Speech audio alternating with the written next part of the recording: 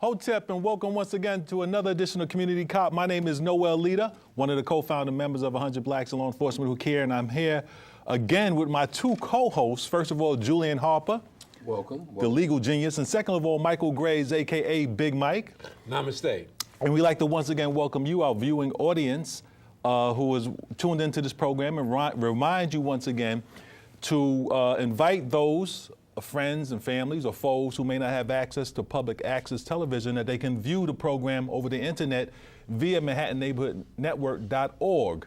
Regardless of where they are on the planet, they can catch the program over the internet and hopefully join in and share. But welcome you, sit back. We have a lot of information to cover. First of all, we want to talk about the unfortunate, I hate to call it a war because it's not as if you have two equal parties, but the military attack that's going on in the Gaza Strip, in the area of Gaza by Israel. Approximately 1 week after a 13-year-old youth was shot and killed by Israeli Defense Forces, and after one of the Hamas leaders was targeted for an assassination by Israel Defense Forces, which as a result caused some Hamas followers or defense soldiers to fire missiles into Israel. Now we have a skirmish once again, a military skirmish. Julian, we'll start with you. It's always an unfortunate set of circumstances when you have these two nations fighting each other, and it always results into the unfortunate killing of men, women, and children primarily, and I'm not even sure if that's a strong enough word, overwhelmingly on the Palestinian side. What are some of your thoughts on what's going on before we get into United States response to all of the death and destruction that's going on?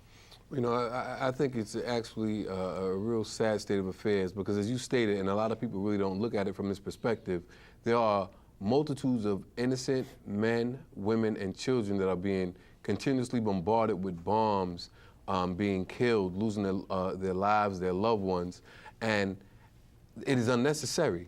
And when we start talking about the United States and how they continuously finance Israel, they continuously support Israel no matter what is being done, we have to look at our our elected officials and hold them accountable. When they take these positions that are not either a fair position or one that's one of a just position, we have to hold them accountable. When they start continuously supporting Israel, regardless of what they do, I think that's really problematic, but it continuously happens. And this, everyone knows that Israel is an ally of the United States, has been since its inception. Michael, I want you to answer the same question I asked Julian, but also, is the United States in a position where they can be a mediator? You know, how can you have a mediator who has sworn that Israel is they have support Israel, and this is no barriers or no stipulation whatsoever. United States sells, of course, military arms to Israel, missiles, tanks, and they do nothing to the people in Palestine.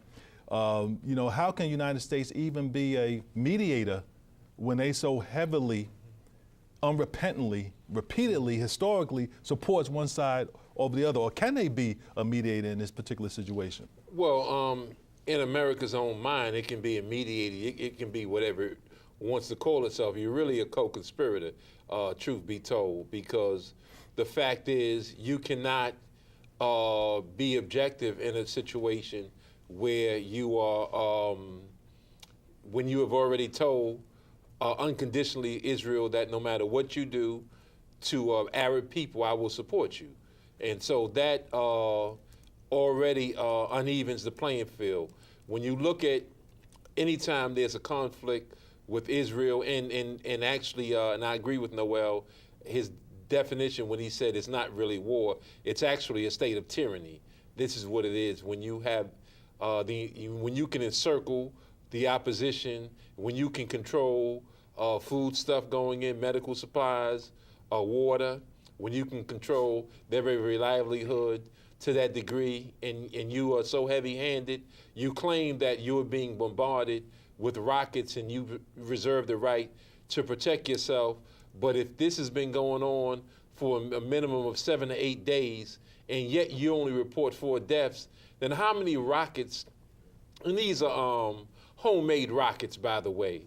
If someone in Gaza or individuals have the capacity to make homemade rockets in Gaza, and it's true, and it's somehow true, then why had all these rockets you claim that have been shot in the last 8 days, yet you report 4 deaths?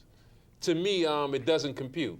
If those rockets are really flying and landing on houses, and that there are people that are in safety zones and people that are in sort of nursing conditions and all this other stuff, and yet you report 4 deaths, to me, this is nothing more than another lie. Any nation that fights in that area, that fights with you, they're going to lose the public relations battle from the outset, because you have the public relations machine, you in America, in Western forces, so that you're going to always come out smelling like a rose. And anybody that lifts a hand against you or tries to defend themselves will be characterized as a terrorist. Hamas is characterized as a terrorist organization. If the people in Gaza have voted democratically that the people of Hamas, that the leadership of the organization commonly called Hamas will be their leaders, then who are you to say that these are terrorist leaders and that you will come down hard on them as long as Hamas is their leadership? That's just white arrogance at its finest. So I think that Israel itself, who stole that land, Palestine, in 1948 and declared it their own. I don't care how long you keep a land, it is never truly yours. If you committed a crime in 1948 and took that militarily from Palestinians, just because time has passed does not mean now that land is yours. So that's getting to the heart of the controversy, Julian, as Michael stated, and the land was taken from Palestinians by the West, who empowered the Jews, especially those who immigrated or who had left Germany. That's right. And moved into the land. It was taken by force. And you still have individual Palestinians who can look at land that their family used to own and they can no longer stay on that land. So that's the core of the argument. I was kind of surprised when the president of Israel made a presentation before the United Nations, and he just started off his conversation. Listen, that's our land. God has promised us this land. Now, and I think I can understand an individual thinking that God has made certain promises to them as it relates to land, but don't try to convince me that your God or the God that you believe in said that you can take my land and I'm supposed to submit to that. So that when the very basis, the very foundation of your existence is based on, what happened to the Palestinians, and the explanation given by the leadership of Israel that, this was our promised land, even though you owned it, you were there, we had a right to take it. That's, can there ever be a resolution, a peaceful resolution, without, the right of return, of those individuals, Palestinians who were once on the land, being able to go back? Well, the only way it can be is if the Palestinians acquiesce and say, okay, listen, we give up, y'all can have it. And I can't see that happening. I don't see that happening. One thing that we really need to understand is no matter how much land the Palestinians initially gave up or give up, there's always another step further by Israel. They always say, well, listen, we need a little bit more. We need a little bit more. We need a little bit more. Where the Palestinians are being crunched in such a small place that they can't even live comfortably on the amount of land that's being allotted to them. It appears that it won't stop, that it's going to be a continuous battle until the Palestinians, like as I stated, totally acquiesce and give up every right, every parcel of land to Israel. And we know that's not going to happen. Exactly. Everybody know that Israel is in violation of certain UN agreements, as it relates to especially taking the land via military combat, land that they occupy today. We're not even going to talk about Israel's possession of nuclear weapons, which no one talks about. Right. And they don't allow UN inspectors to come in. So you made a comment in your opening statement that as it relates to the press coverage of this military activity that's going on in that region of the land. Tyranny. You made about the unfair coverage. And Tyranny. One of the things that I see all the time is when some of the reporters want a position from Israel, they go to representatives of Israel. but you very, very rarely, if ever, hear any representative of Hamas giving their version or their side of how this whole unfortunate situation is going on. Well, see, the thing is, and you just have to look at it at its basics. You know, the public relations battle, it's not even a battle at all. Then when you consider, like what you said, you said that Netanyahu claims that God gave them the land. When did God? And I'm looking, I adhere to a fundamental religion, Pentecostalism, and we believe what thus saith the Lord, what the Bible says is fundamentally sound. We don't have to change a word. We believe word by word is true. Therefore, I've looked at the scriptures from beginning to end, and I don't see anywhere where God went to Russia and Germany and all those Slavic countries, those small little Slavic countries, and promised them anything. And that's where they're from. Most of them are transplanted Europeans. None of them are indigenous to that soil. None of them are indigenous to Africa proper or Africa Minor. None of them. These are all transplanted Europeans from Eastern Europe. They had what they call a Holocaust, which was done by other whites, white on white inhumanity, and they went to another land, took the land from Arabs, where Arabs actually took it from Africans, but that's a whole nother discussion. But in any event, they took the land from people that was already there militarily with big guns. This is how it was done. It was no agreement between gentlemen. No, sir. This was militarily done, and politically, the forces of the West, primarily colonial powers from Europe as well as America, primarily England and America, were the ones who gave them this land and has supported them since. So we just have to be real about it. And so God did not give some Eastern Europeans a part of Africa. And you show me that in Scripture where they did that, and I'll shut my mouth. But that didn't happen. So when you look at that, fact, and then you look at the fact that when Palestinians traditionally have thrown rocks at tanks, those tanks turn and fired on little kids. Does the press report that? No. The public relations is key in this whole thing. This is why President Obama went to Southeastern Asia for a few days and has come back conveniently because the military goals of the Israeli Defense Forces has already accomplished what it wanted to do. It's taken out banks, taking out certain nerve centers in Gaza, which is what they wanted to do. So now the president returns, and now they're going to reach some diplomatic detente or something to some degree just for the moment, and then they'll continue that aggression. They'll continue to keep expanding and building more houses, making us shrinking the land and the possibilities of Palestinians. It is just inhumane if you really look at what's going on.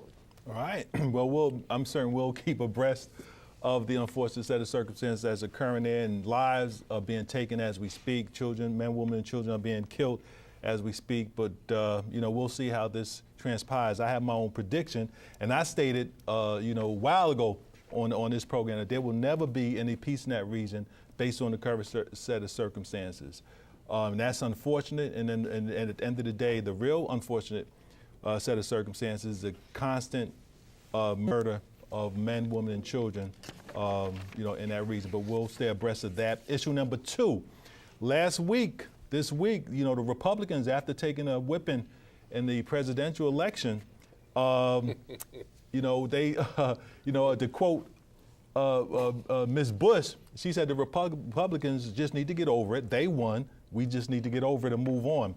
Senator McCain and Graham, with their fist of fury, has called out the Barack Obama administration on his potential appointment of Susan Rice to be nominated as Secretary of State. They have come out vehemently stating that she's incompetent or that she lied. And mind you, these are the same individuals who, when President Bush made a presentation before the United Nations saying that Iraq had weapons of mass destruction and he brought this country into a war, where we found out there was no weapons of mass destruction. When individuals like Condoleezza Rice and Colin Powell stepped forward, I didn't hear this vehement criticism of any misrepresentation of facts, which we know Iraq never had weapons or didn't have weapons of mass destruction when this country was pulled into war.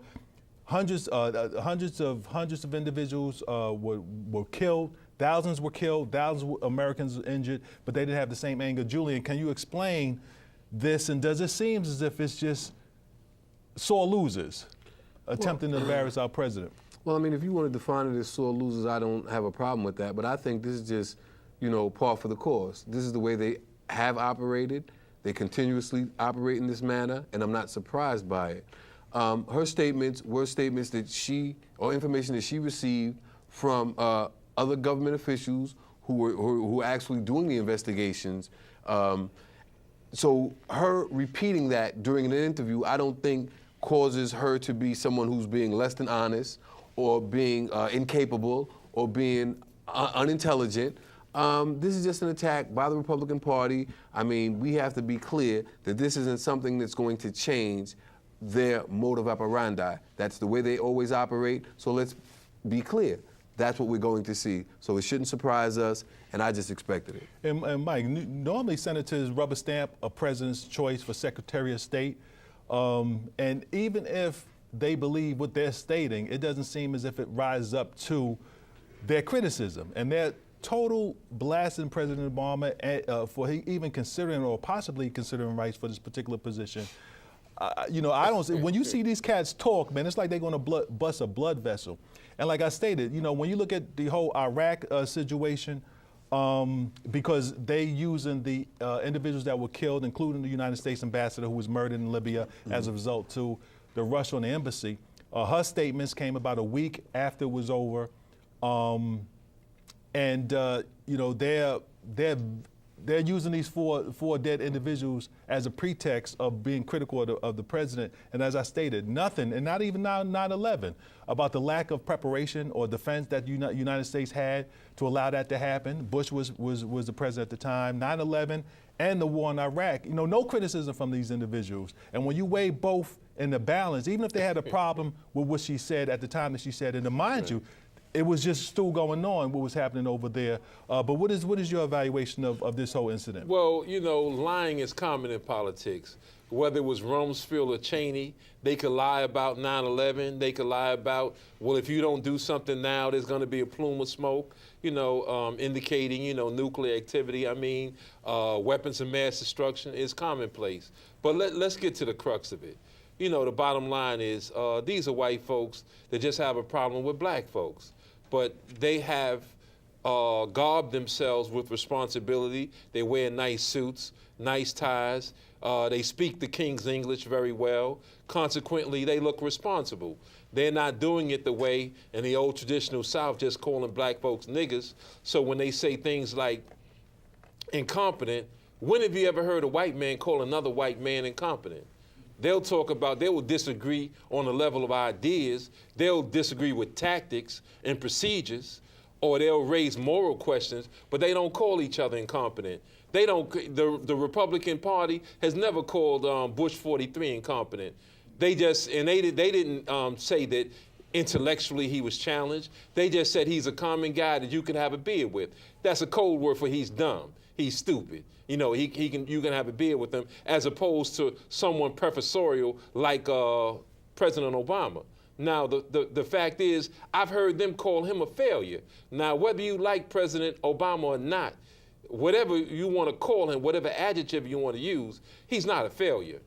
To be the president of the Harvard Law Review, to have gotten an advanced, have gotten undergrad, Columbia, graduate school, law degree, Harvard, that doesn't sound like a failure to me. Now let's get to Susan Rice. But before Susan Rice, Valerie Jacket, Eric Holder, Van Jones, all the blacks that soldiered under President Obama has been under heated attacks. And then when you get to Susan Rice, by the way, if nobody told you, she's a Rhodes Scholar. I'm going to say it again. She's a Rhodes Scholar. You made Rhodes Scholars something significant, not us. You did. And now you turn around and say a Rhodes Scholar is incompetent?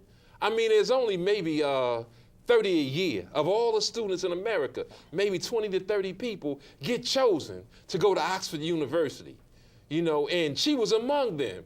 She is overqualified by your standards to be an ambassador. She can run a company. I mean, she can make millions of dollars and other than just public service. And so by your standards, she's overqualified for what she's actually doing. Here you have the Secretary of State, what's her name? Clinton, what's her first name? Hillary Clinton. Hillary Clinton, who was the first lady to the president, walks into a U.S. Senate seat. Walks, I said walk. She walked into a U.S. Senate seat. She's from the Midwest, slept in the White House for 8 years, came to New York and walked to a Senate seat, and from that Senate seat, she walked into Secretary of State. Condoleezza Rice studied night and day, speaks fluent Russian, knows Arab history and Russian history. All these degrees Dr. Rice has, and she had to work night and day to become Secretary of State. And yet this woman with a law degree, mind you, however, but with no credentials, no real hardcore credentials, no experience in anything, walks into a Secretary of State position just by white skin privilege. So let's be for real. They're calling her incompetent because she's black. She's a Rhodes Scholar, something Hillary Clinton dreamed of being. She did.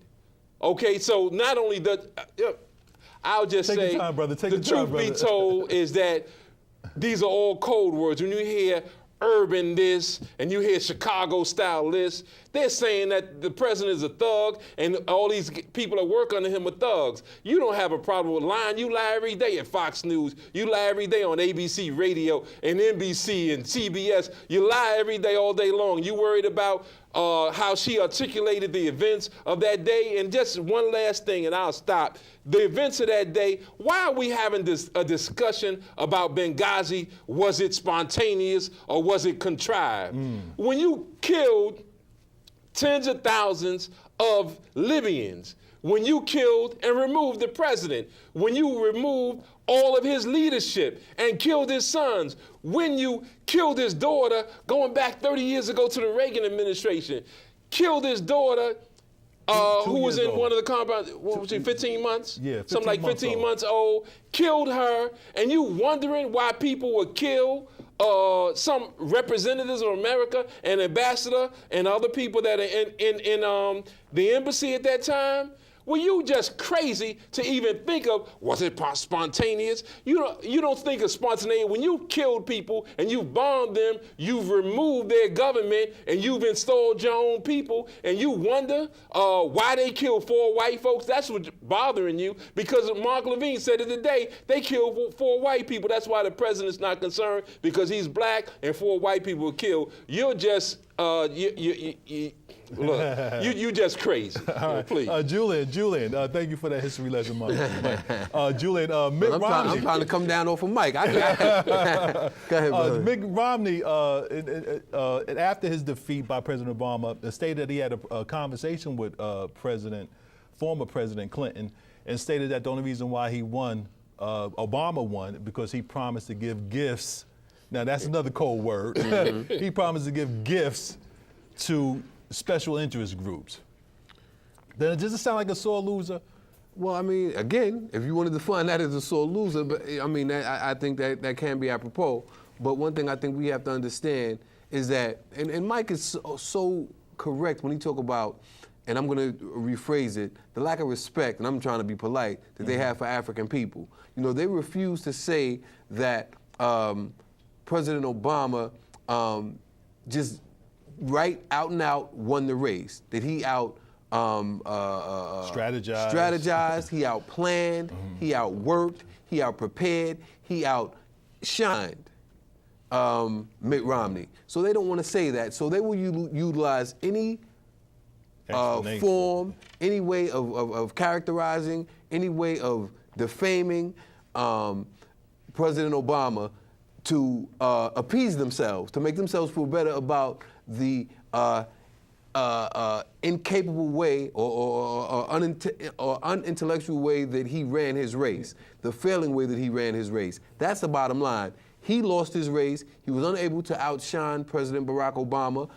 President Barack Obama and his staff did an excellent job to get a message out to the people, to reach the people that were at one point siding with Mitt Romney, who was just so totally outclassed that there was no way he could win that race. So in order for him to appease himself and to make his alleged constituents feel better, these are the statements he had to make. Michael, did Barack Obama win as a result of gifts that he promised to people? Well, I mean, gifts is just humanity. I mean, when you think about it, this is the only so-called technological Western country that does not have a universal health care plan. Didn't have it before. I mean, it does have sort of that now under the Affordable Health Care Act. So it didn't have that. I mean, every president has tried that from FDR to the present, and no one was successful. President Obama was successful getting that. So if that's a gift, so there won't be a major emphasis on profit in healing someone's body. I mean, come on. I mean, it's still, doctors are not going to be holding a tin can on any corner. You know, trust me, they're still going to make money. Pharmaceuticals are still going to make money. Insurance companies are still going to make money. It's just not going. They're not just not going to dig your eyes out. You know, in the spirit of profit. So it won't be as bad. And then when you think of about those who want to, as Romney called it, self-deport. You know, send grandmothers, Latino grandmothers and mothers back and leave their children who was born here, that's going to school here, and they're leading productive lives, you know, to say that they can stay and to form a policy around them staying there. That's a gift. I mean, come on. So it just doesn't make sense, but that's more the same. Foolishness. Okay, item number 3. Julian, we'll start with you. Last week, there was a forum at Fordham University of potential mayoral candidates. A number of them showed up. They discussed about their so-called disagreement with the mayor and his school policy. What do you think about this forum, as well as the candidates who have stepped forward and declared their interest into becoming mayor of New York City? Well, you know, I think this is something we really have to keep our eyes on. We're talking about Christine Quinn, de Blasio, Lou, Thomas. We're talking about these 4 had met. And we really need to pay attention. You know, Christine Quinn talked about, she does support mayoral control of schools, and I think they all support mayoral control. But there are some aspects of the way that the mayor is running the school system, the amount of pressure that he's putting on the testing is what the majority of them were uncomfortable with. Lou was actually uncomfortable with the monies that the charter schools do not have to pay. They do not have to pay to utilize New York City public schools. They can have their schools in the public schools that currently exist without paying any fee. But we have to look at not just what these, especially Christine Quinn, what she's saying verbally about how she feels about the mayor and his position. We have to look how she acted and how she conducted herself during his tenure as mayor. She sided with the mayor on almost every position. She was basically his deputy mayor, as opposed to being the city council or being a member of the city council. We have to watch her, and I think that we have to really pay attention to this mayoral race, and we have to vote our interests, and we have to hold anyone who wants our vote accountable for what they have done and what they're going to do for the city of New York. I agree wholeheartedly with Julian. His seminal point with respect to she has never challenged the mayor on anything. She has, in fact, been the shadow mayor all of these years. She's in a position to challenge, and you know, it's a check and balance system. She has not acted like that. She has been part and parcel of everything that the mayor has wanted. She has been an entree to it. And those other individuals who were there at that meeting, they have never challenged the mayor outright on anything. So if this is a group to sort of distinguish themselves now from the mayor, it's just too late. You know, he's had 11 years. This is year number 12 coming up, and you haven't done it in 11 years, so why try it now? Man, one of the things that he's accomplished, he tripled his net worth. I mean, we live in a time and in a city where soup kitchens, the need for soup kitchens have expanded. You know, there's more homeless people in New York City in the last, well, he's almost been mayor 11 years. Mm-hmm. There's more homelessness in New York City now. There's more people falling below the poverty line since he's been mayor. Of course, blacks not getting contracts, city contracts, is just as low as it was, even lower under Giuliani. Of course, the number of stop, question, and frisk members of our community that are being illegally stop, question, and frisked by members of the New York City Police Department have expanded. That's probably one of the only things that have expanded under But I Bloomberg. need to stop you. You said that it's lower than Giuliani? Lower than You Giuliani. need to tell them that again. Yes, sir. Lower than Giuliani. Mayor Dinkins, if you remember, when he was mayor, he put in a stipulation. He made a law that 20% of the contracts, and that's even low for a group that represents over 60% of the city, but at least 20% of city contracts had to go to so-called minorities, being black, Latinos, and women-owned firms. When Bloomberg came into office, he had the opportunity to re-sign that and make it the law today. He chose not to. So there's been numerous reports that's shown that blacks have less city contracts under his administration than even under Mayor Giuliani. And what about commissioners? Oh, black commissioners, we ain't even gonna talk about that. You know, his administration definitely is not reflective of New York City. I've heard you say it's the whitest. Yes. It's whiter Most than segregated. Giuliani's. Most Well, segregated. no, I just yeah. have a question because I don't understand how he can triple his worth when all these other financial aspects of the city are declining. That Right. I don't understand. Well, that. Julian, it's called magic. But this some of you was encouraged to allow this mayor to get 3 terms and to ignore 2 public referendums, stating that we only want a 2-term mayor. You know, so I've always wondered what was so great about him. And you know, if you look at his record in the last few years, what did he do that no one else that wanted to be mayor at the time could do, which warranted him violating 2 referendums by the citizens of New York and seeking a 3rd term? What has he done that is so outstanding? And he was adamantly opposed to Giuliani getting Exactly. a 3rd term during the 9/11. Exactly. When he suggested that perhaps he ought to get a 3rd term because the city was in a state of chaos and you know, we need some stability in government. You know, so I think it's just at a certain point we have to make certain conclusions. Final call before we go to our phone calls. Final comments about anything? Yeah, I would just say that. Real quick, because we have a full. I would board. just say that just look at the language that you hear on Sundays. That when we see these roundtable discussions on Sunday, these are lawyers, these are professors, these are people that are scholars in particular areas. They're discussing us, whether we know it or not. They're discussing African Americans and Latinos, whether we know it or not. They have a coded language, and we need to break that code and understand clearly when they're talking about us and what they're planning to do with us. And this big argument about Susan Rice, you know, her statements as it relates to the attack on the embassy, man. You know, under Reagan, there was a scandal, you know, with Nicaragua and the war in Nicaragua and the selling the drugs, one of his generals. There was of course, Nixon, you know, had Watergate. You know, we had Bush. You know, Bush had, you know, Clinton, we know Clinton's scandal.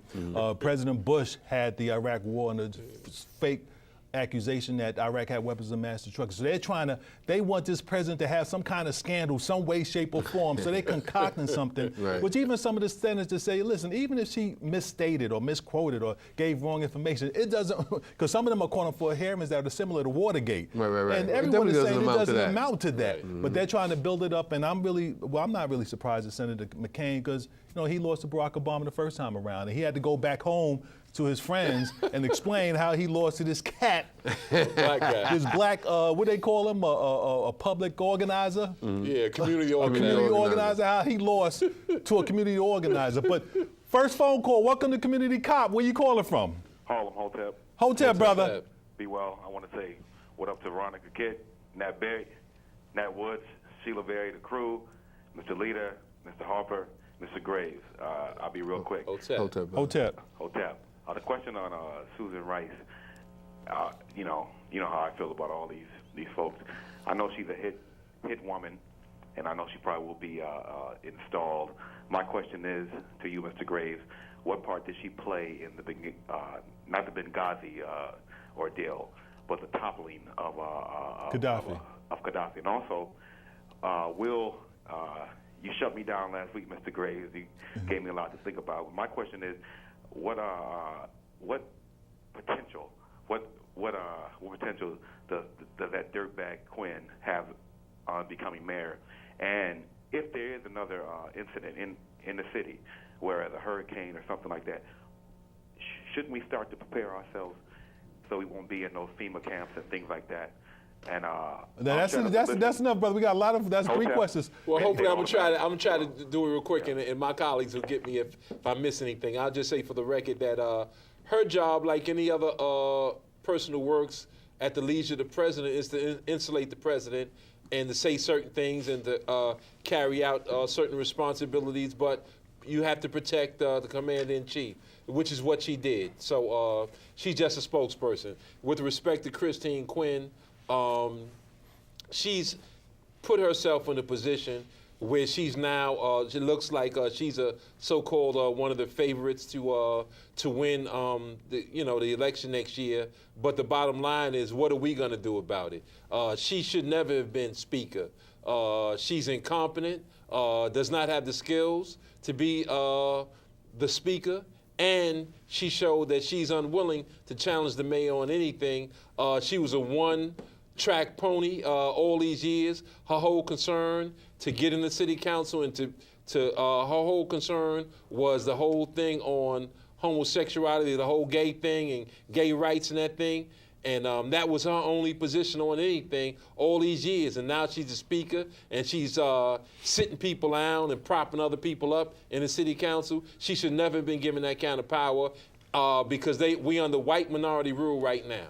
Right, and as it relates to preparation, yes, we should always prepare ourselves because, as we've seen in Katrina and in instances in Hurricane Sandy, sometimes residents are left to their own doing and government is a little slow in responding. But thanks for the call, brother. Next caller, welcome to Community Cop. Where you calling from? Yes, good afternoon, gentlemen. How you all doing? All right. Well, Where you calling from, caller? I'm calling from Manhattan. Okay, you forgot? First, Christine Quinn is a mayor. Should we be watching her? This is a joke. Please don't vote for this woman, whatever you do. Right. She will not represent the people at all. Second, I have problems with Susan Rice in regards, some of the things that went on in Libya, not the Benghazi situation. It has more to do with Gaddafi. Mm-hmm. But as you say, Mr. Graves, if she's a Rhodes Scholar, wouldn't that make her qualified to be president? If we just take the Rhodes Scholar position at all? And Mr. Leader, it's not so much there's a disagreement between two countries in the Middle East.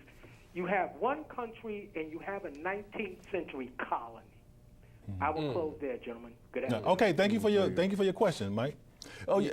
Yeah, let me say that, listen, we disagree with Barack Obama as it relates to Gaddafi. I mean, Gaddafi represented no threat to this country, military threat, or France. Gaddafi was doing a whole lot, not only for his country, where they had free housing, where they had free schooling, where they have free medical coverage. They don't have a homeless problem. They don't have soup kitchens. They don't have 2 million people incarcerated like we do in this country. So when Barack Obama said that Gaddafi wasn't fit to be a leader, if you look at the quality of life in Libya under Gaddafi, it was equal to, if not better than, some of the areas that I just articulated just now. They don't have a criminal problem.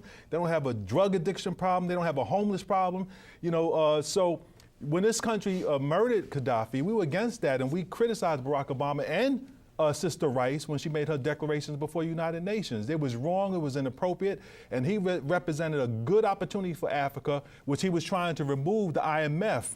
He was trying to get to Africa to have their own bank so that they wouldn't have to borrow money from the West, because the West charged humongous interest rates, and also they also make conditions that Africa have to turn over some of their resources. So we disagree with Obama and Rice on that. And one of the things that they try to relay to us, the viewing audience, as it goes to what was going on, they wanted us to believe that the masses of people in Libya were opposed to him being the president, and that wasn't the case. And you can talk about any country, you can find that there are going to be a portion of the residents of that country or the people that reside in that country that are opposed to government. But unless they can tell us that there were 85% of the people that were opposed to the way he ran the country, I don't understand how the United States or any Western country had the right to involve themselves in the issues in Libya. And they definitely didn't have the right, but they had the might. And according to Europeans, if you look at European history or American history, might makes right. You know, it is not rational. It's not a rationale for their bombing Libya, murdering him, a president, somebody who was a president of a country. If the people want him out, let the people get him out. But that's not what happened in Libya. And I was very critical of Rice and Barack Obama, who I will never forgive for murdering Gaddafi, one of the greatest African leaders of today. But next caller, welcome to Community Cop. Where you calling from? Yeah, I'm calling from Manhattan. How Okay, you doing? hotel brother. Yeah, I just want to let everybody know who's not paying attention that for the first time in recorded history, a man of color who is in charge of the most powerful country in the world is going to deny the Palestinians a seat at the UN. Right. President Obama has announced, and he's made it clear, he will not allow the Palestinians to have a place at the UN because, you know, if they got a place at the UN, then the UN would have to send in troops to protect the Palestinian people. And it's an absolute disgrace. The black community won't talk about it. You can't get Reverend Al Sharpton to talk about it. You can't get Jesse Jackson to talk about it. You can't get the NAACP to talk about it. You can't get the so-called Black Congressional Congress to talk about it. And I just want to leave you with that. But I just want to bring up two names so we don't forget these two. If I had the power to resurrect the dead and bring them back, I would like to have Adam Clayton Powell as president and Shirley Chisholm as vice president. Right. Put that in your hand. And so, I'll see you later, brother. Okay, brother. Thank you for your phone call. I'll just say real quickly to what you said. And first of all, that's your points were great. I'll just say to you real quickly that just remember that those individuals you mentioned, Reverend Sharpton, Jesse Jackson, NAACP, and also Congressional Black Caucus, none of them are independent. They have white bosses. All of them have white bosses, and they have people they have to answer to, so they can't be objective when it comes to Israel and Hamas. And don't forget, Cynthia McKinney stated that every member of Congress receives an invitation, paid invitation to visit Israel, and it also asks to sign a contract. You can see a copy of the contract over the internet. With the Knesset. You know, with the Knesset if you punch it up. But next caller, welcome to Community Cop. Where you calling from? I'm calling from Harlem, Kareem. Assalamu alaikum. Walaikum salam, sir. Quick question or comment? Good brother, I just want to say this here. Malcolm tried to make it plain when he said that everybody always speak about doing everything for everybody except you and me. Hispanic, same-sex marriage, these type of things. We need to understand that we need to run people from our own self, our own people. Also, as far as the Benghazi thing is concerned, that's like the chickens coming home to roost, because they could kill black people and people of color all over the world, and this is just the chicken coming home to roost. All right. Also, Yes, sir. Bloomberg, Como, and all the rest of these people are worse than Bull Connor, brother, because they hide behind their titles and they hate black people, especially Kane and Graham. I would like y'all brothers to respond to that. Unfortunately, brother, I just want to go to some phone calls. We have a lot of people on the line. We want to hear from you callers. So, you know, we'll leave our response to the end. Next caller, welcome to Community Cop. Where you calling from? Brother Ray from Brooklyn. Okay, Brooklyn. Brooklyn. Can you explain to me about the organization KPAC or CPAC that goes up against any elected official that says anything wrong about Israel? KPAC, CPAC, some kind of organization? AIPAC. Like Yeah, AIPAC. Right, Political Action Committees. Yes, Cynthia McKinney is not in office because she spoke about Israel, the money that this country sends to Israel, saying that her district could use it. Congressman Gus Savage, a black congressman from Chicago, was removed from Congress because AIPAC, these political action committees, funnel millions and support his competitor. Now, mind you, he doesn't have a large Jewish population in his district. They weren't concerned about the right person for his district. They were only concerned about your position on Israel. And they would spend money in any district in this country if a congressman or a senator questions why are we sending $3 billion, $4 billion to Israel when that money can be used in some of the poorest districts in this country. But thank you for that question. Next caller. Well, and I agree with that, by the way. Money should be spent here. Charity begins at home, then spreads itself abroad. Next caller, welcome to Community Cop. Where you calling from? Brooklyn. Quick question, Brooklyn, welcome. Can you help me to understand why Tavis Smiley and Cornel West talk against the president the way they do? Okay, excellent caller, thank you. Well, they don't, it's not that they speak against the president, they speak truth to power. If they say that the president are not mentioning poor people and that poor black folks are not a part of the plaques of the Democratic Party, they're actually right. If they say that if the president has done and made strides in the Latino community, that he's done things for gays, he's gotten white men jobs who were unemployed, and he's done all of these things, and of course put a Latino on the Supreme Court, put a Jewish woman on the Supreme Court, then it's not bad for Tavis Smiley and Dr. West to say, what about us? You know, and I think that sometimes we have to understand that there can be critiques of the president. I think we can discuss some of the things that we are either not in agreement with or things that we think that need to be addressed. And they're just critiques and we should accept them as so, as opposed to always looking at it as an attack on the president. Right. And I think we ought to ask ourselves, what has he done for the African-American community? I mean, we're part of America as well. And, you know, there's certain ailments in our community as it relates to jobs, housing, you know, the incarceration rate, education, et cetera, et cetera. I mean, so you figure that, you know, folks who need more help will get more attention, but that hasn't happened from this president whom you all love so much unconditionally. Next caller, welcome to Community Cop. Where you calling from? Yeah, I'm calling from Manhattan. Manhattan. Quick question or comment? Okay, I'm coming on the Jewish and the Palestinians. Okay, go ahead, brother. Okay, you know, this country is very complicated, and the media is not covering the true story about Jewish and Palestinians. The Palestinian is being attacked for years, but in the New York Times, you never see the Palestinian front page. You don't see them on front page. Now there you see the Jewish on front page, crying and yelling and screaming, we're being attacked. But what about those Palestinians? But, all right. Yeah, as we said earlier, there's definitely, we don't believe, a fair coverage of the pain and misery being suffered by both communities, and a lot of times, you know, people suffer because of decisions made by elected officials. But, you know, there definitely will never be or is not a fair coverage of what's going on over there. But next caller, welcome to Community Cop. Where you calling from? Next caller, you're on the air. Where you calling from? Manhattan, New York City, please. All right, quick question or comment. You're on the air. Quick question. You did not say anything about a possible candidate by the name of Adolfo Carrion. Okay. He's a Puerto Rican guy running for mayor. Right. What do you think about him running for mayor? Okay. Well, we did. Man. Yeah, we mentioned him last week. Last week we did mention him. Go ahead. He's going to run on the Possibly Republican they might have a ticket. Puerto Rican police commission as well. Okay. Okay. I like Carrion personally. I don't know why. Well, I know why he's running under the Republican, because he figured he'd have a cornerstone on the so-called minority vote. Right. He probably feels as a Democrat, which he's been all his political life, that it might be too crowded for him to be successful. The Democratic Party don't care about Puerto Ricans anyway. That I believe that is true. They take the Puerto Rican vote for granted. Right. So that will be very interesting to see how successful he is, but that he's going to become. But thank you for your call. Thank you for your call. Next caller, welcome to Community Cop. Where you calling from?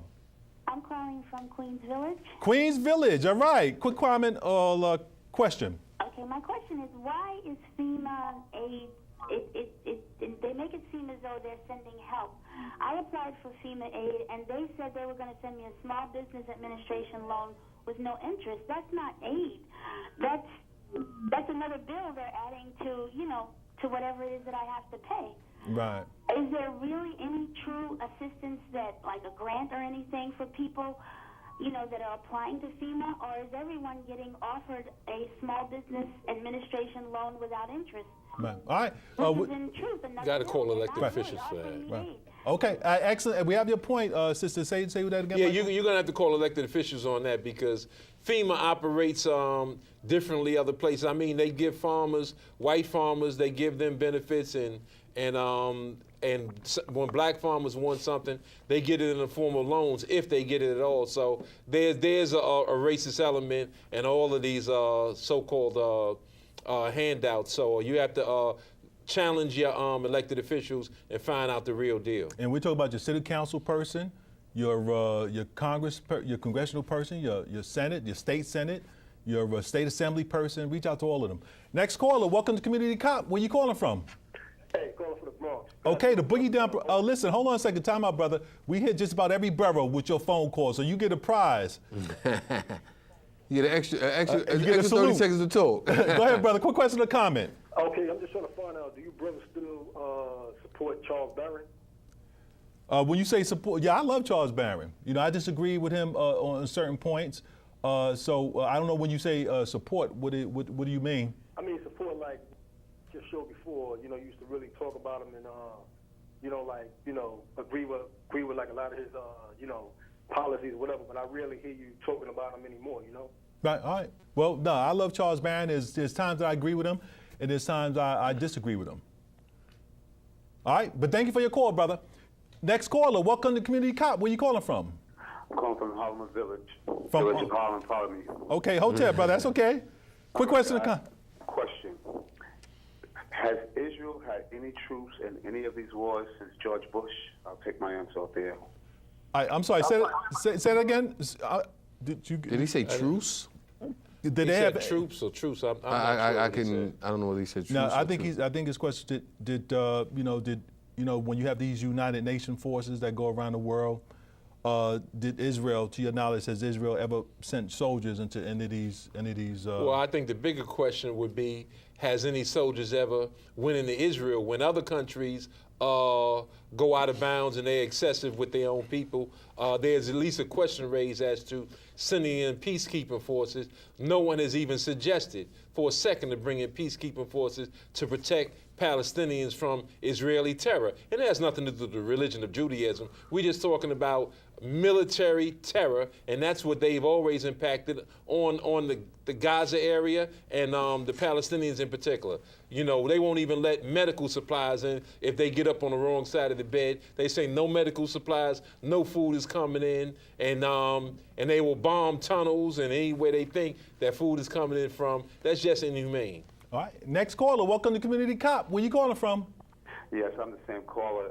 What I had asked was, did they have any troops? Which he did answer, because if they don't have any troops, why the HELL is United States helping these cats out? We already know what's going to happen. They're not going to go in there with any ground troops, because as soon as they capture one of them, it's all over. You know, they break down when they get their troops caught. Well, one of the things I do remember, I do remember that Israel was one of the biggest supporters of apartheid South Africa. That's right. Not only with intelligence, with weapons, they allowed South Africa under apartheid regime was given a bomb by Israel. The United States or no European country had any problem with that, because they seen South Africa and Rhodesia as being sole white governments in that particular area of the continent, and they had no problem with it. Now, and I also remember that when constructive engagement under Reagan. Constructive engagement. Right. I remember when South Africa became under black hands, when Nelson Mandela was released from jail and was going to become president. One of the conditions he had to agree to is that they was going to get rid of the bomb. Right. And this is the hypocrisy, the historical hypocrisy that we have to be acutely aware of, and we have to talk about these things. You know, under apartheid, under unabashed, unrepentant, white supremacist, racist government, United States and other countries had no problem when they had the bomb.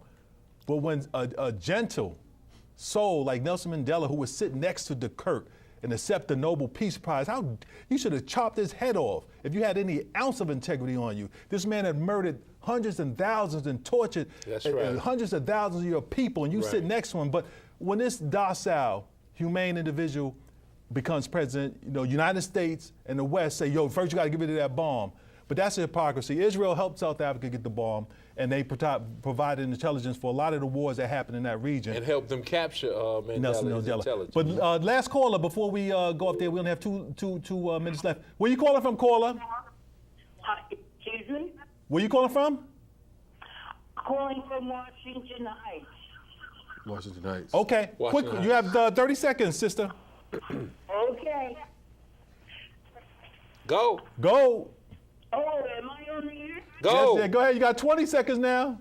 Hello? All right, we lost it. You lost your time. Call next week. Unfortunately, we only have 1 minute left. Thank you for all your callers. Thank you for your comments. Julian? You know, there's so much going on politically, nationally, internationally, but we cannot forget our local politics. There's a major race going on or about to go on, and we have to be aware of what we need to do to ensure that we make the best decision for us politically in this city. Dad, I love you, and folks, do not forget black nationalism, and I'll see you soon, Dad. And reinstate Alton Maddox. The 10 most educated states all voted for President Obama. The 10 least educated states, 9 out of 10 of them voted for Romney. Those who know the word of prayer, pray for a swift recovery, full recovery for Elambe Brad, reinstate Alton Maddox. All right, on behalf of Community Cop, we'd like to thank our engineers, Veronica Kitt, Nat Woods, and Sheila Berry. Get well soon, Sheila. Right, yes. We miss you, Sheila. We Lulu, miss you. Sierra. We'd like to say, Little Mo, we love you. Reinstate Alton Maddox, we miss you today, Alton Maddox. We'd like to thank all of our all those in the audience, UAM members, Got the strong. general, Got the general here. We got Pat Noor from UAM. Was it? Is he still here? Yeah, he's still here. Sister Natalie, UAM member. And we see you here. next Tuesday, 5 o'clock every Tuesday live. Tell a friend, tell a foe. Continue calling. Thanks for watching. Hotep and reinstate Alton Maddox. Little Mo, love you. We acknowledge all the supporters we see in the street every time we see in the street. Those of you who celebrate Thanksgiving, remember what happened to the indigenous people here. Just don't eat. Remember their suffering, the Holocaust that they experienced. And we'll see you next Tuesday. Matter of fact, we'll do that next week. Right.